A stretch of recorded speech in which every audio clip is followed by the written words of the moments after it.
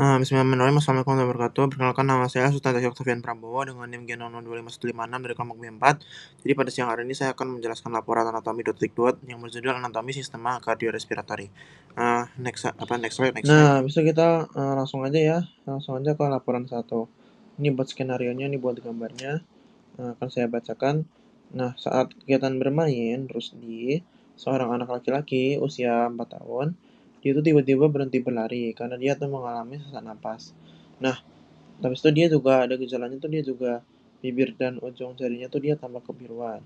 Nah, Rusdi kemudian berjongkok beberapa saat hingga kondisinya membaik. Nah, ibunya tuh menyampaikan bahwa sejak bayi anaknya sering mengalami kebiruan, terutama saat menangis atau lelah dan pernah didiagnosis dengan tetralogy of Fallot.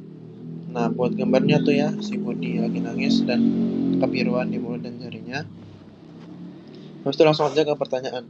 Yang pertama, yang A, kita akan menjelaskan tentang sirkulasi fetal atau fetal circulation. Habis itu kita akan menjelaskan salah satu gangguan akibat gagalnya penutupan struktur fetal setelah lahir. Habis itu, setelah itu yang C, yang terakhir, kita akan menjelaskan vaskularisasi arteri dan vena jantung. Nah, habis ini saya akan membahas yang A, yang jelaskan sirkulasi fetal dari data vena circulation. Oke, selanjutnya saya akan membahas tentang sirkulasi fetal. Yang pertama dari plasenta ke janin. Jadi darah kayak oksigen tuh dia asalnya dari plasenta. Habis itu masuk ke tubuh lewat janin lewat vena umbilicalis atau umbilical vein. Habis itu dia bakal melewati 2 jalur. Pertama tuh darah vena umbilicalis dia punya 2 option. Kayak sebagian kecil tuh dia bakal ke hepar, sebagian besarnya dia bakal masuk ke ductus venosus atau bypass hati, lalu masuk ke vena cava inferior. Habis itu dia bakal masuk ke jantung kanan. Nah, dari vena cava inferior, dia bakal masuk ke atrium kanan. Terus dia bakal ada percabangan. Yang pertama tuh jalur utama yang paling sering kita pokoknya yang paling penting lah. Pokoknya tuh dia dari atrium kanan, terus dia ke foramen ovale, terus ke atrium kiri, terus dia bakal lanjut ke ventrikal kiri, terus aorta, terus ke seluruh tubuh, terutama otak dan jantung. Nah, habis itu jalur kedua tuh dia dari atrium kanan ke ventrikal kanan, terus ke truncus pulmonalis. Nah, habis itu dia bakal masuk ke aorta descendant. Habis dari aorta descendant, dia bakal kembali ke plasenta, dari aorta ke arteria umbilicalis, habis itu masuk lagi ke plasenta. Gitu. Selanjutnya kita akan bahas penentukan struktur fetal yang gagal setelah lahir. Nah, jadi penentukan struktur fetal yang gagal setelah lahir tuh pertama ada PDA. Nah, PDA itu kayak kepanjangan dari patent ductus arteriosus atau PDA. Nah, itu dia kayak gagalnya perkembangan ductus arteriosus menjadi ligamen arteriosus. Jadi kayak pas di dalam rahim itu kan bayi itu kan belum butuh paru-paru. Nah, dia tuh dapat oksigen dari plasenta. Nah, makanya ductus arteriosus itu dia kayak pembuluh darah yang membuka aorta dan arteri pulmonar. Nah, saluran itu harusnya tuh nutup secara otomatis dalam 2 hari pertama. Nah, tapi pada pasien ductus arteriosus salurannya masih kebuka. Nah, akibatnya darah pada bayi dengan kondisi ini tuh menjadi minim oksigen. Oke, selanjutnya kita bakal membahas valvularisasi arteri dan vena jantung. Nah, pertama kita bahas ke arteri dulu. Nah, arteri dari ventrikel kiri. Nah, ventrikel kiri tuh dia kayak darah kayak A2 dan dipompa keluar dengan tekanan tinggi. Habis itu dia aorta. Habis itu dia ada arteri kepala dan ekstremitas atas. Dia tuh dia truncus coeliacus, dia tuh ke hati, ke hepar, ke lambung, ke limpa. Habis itu dia arteri mesenterica superior dan inferior, dia tuh ke usus. Habis itu arteri iliaca, dia tuh ke pelvis dan tungkai bawah. Habis itu kita bahas ke venanya. Nah, venanya tuh dia buat kepala dan lengan, dia pakainya vena cava superior, tapi tuh bagian bawah dia pakainya vena cava inferior. Kecuali kalau saluran cerna dia pakainya vena porta hepatica. Habis itu ke hati itu dia pakai sinusoid hepar, terus keluar lewat vena hepatica.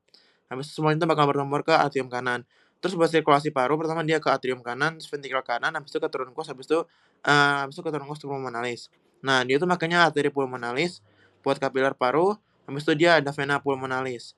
Dia habis itu langsung ke atrium kiri, terus lanjut ke ventrikel kiri lagi. Nah, selanjutnya kita akan melanjut ke laporan kedua. Tadi kan ada laporan 1. Sekarang kita lanjut ke laporan yang kedua. Nah, ini buat skenario-nya ya.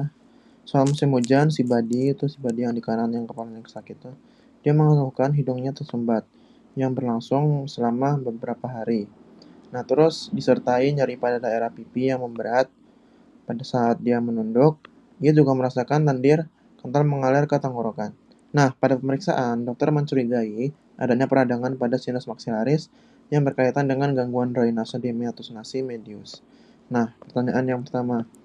Yang A. Jelaskan sinus-sinus paranasal yang terdapat pada hidung beserta fungsinya. Selanjutnya, B. Sebutkan pembagian meatus nasi dan lubang muara atau drainase dari masing-masing sinus. Selanjutnya yang terakhir, yang C. Nah, yang di situ kita disuruh untuk jelaskan mengapa sinus maksilaris lebih sering mengalami sinusitis daripada sinus-sinus lainnya. Nah, jadi itu buat laporan keduanya. Setelah ini saya akan menjelaskan dari sinus-sinus paranasal yang terdapat pada hidung beserta fungsinya. Next. Nah, selanjutnya kita bakal membahas sinus paranasal yang A tadi ya. Nah, jadi sinus paranasal tuh bisa dilihat di gambarnya. Dia tuh kayak sekelompok rongga di dalam tulang kraniofasial yang berhubungan dengan kafum nasi melalui ostium. Nah, sinus paranasal itu berisi udara dari bagian pernapasan rongga hidung ke dalam kranium. Nah, yang pertama kita bahas ke sinus frontalis yang ada gambarnya tuh yang warna kuning ya. Dia tuh lokasinya di tulang frontal, daerah dahi di atas orbita. Drainasenya dia ke meatus nasi medius dan dia tuh sering asimetris kanan dan kiri. Selanjutnya kita akan sinus ethmoidalis. Nah, itu yang warna hijau. Dia tuh lokasinya tuh di antara orbita dan kafum nasi. Drainasenya di anterior dan media tuh di meatus nasi medius. Kalau posterior dia di meatus nasi superior. Nah, habis itu kita langsung ke sinus maxillaris yang warnanya oranye ya. Nah, sinus maxillaris tuh dia lokasinya tuh di tulang maksila atau pipi. Terus dia drainasenya ke meatus nasi medius. Habis itu ciri-ciri itu dia sinus membesar. Habis itu lanjut ada sinus sphenoidalis. Sphenoidalis tuh dia yang warna biru tuh ya, yang di tengkorak kanan. Nah, dia tuh lokasinya tuh di tulang sphenoid. Terus dia drainasenya ke recessus sphenoidomidalis. Habis itu ada sinus paranasal. Nah, sinus paranasal itu dia punya beberapa fungsi, yaitu mengurangi berat relatif tengkorak, meningkatkan resonansi suara sebagai penyangga terhadap utama wajah, dan berperan dalam pertahanan tubuh. Nah, selanjutnya kita akan membahas tentang pembagian meatus nasi dan muara sinus. Nah, pertama kita bahas dari muara sinus dulu. Muara sinus paranasalis dan ductus nasolacrimalis itu dia di dinding lateral kafum nasi. Yang pertama ada recessus sphenoethmoidale. Dia tuh terdapat muara dari sinus sphenoidalis. Terus ada meatus nasi superior. Dia tuh terdapat muara dari cellulae ethmoidalis posterior. Habis itu ada meatus nasi media. Nah, dia tuh terdapat bangunan. Bangunannya tuh bula ethmoidalis. Nah, bula ethmoidalis itu dia berbentuk kubah, muara cellulae ethmoidalis media. Habis itu ada hiatus semilunaris. Nah, hiatus semilunaris itu kayak dia saluran melengkung di bawah bula ethmoidalis. Dia tuh muaranya di sinus maxillaris. Habis itu ada infundibulum ethmoidale. Nah, infundibulum ethmoidale itu dia di ujung anterior hiatus semilunaris. Terus sinus frontalis dan cellulae ethmoidalis tuh anterior, dia bermuara di sini. Setelah melewati ductus frontonasalis. Nah, habis itu ada processus uncinatus. Nah, dia tuh ada di batas bawah hiatus semilunaris. Jadi itu aja dari pembagian meatus nasi dan muara sinus. Nah, terus buat yang terakhir, laporan terakhir yang C, kita akan membahas sinusitis pada sinus maxillaris. Nah, kenapa sih sinus maxillaris itu paling sering terkena sinusitis? Terutama karena faktor anatomi dan drainasenya. Nah, yang pertama yang jadi faktornya tuh ostium sinusnya tuh dia terletak di bagian atas.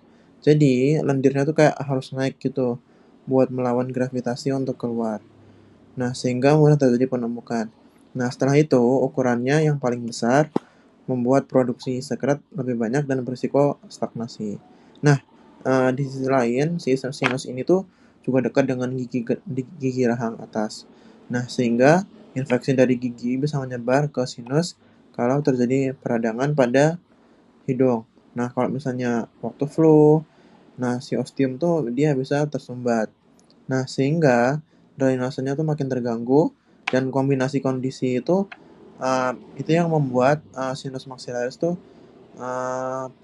paling sering mengalami sinusitis ya karena faktor-faktor tadi ya.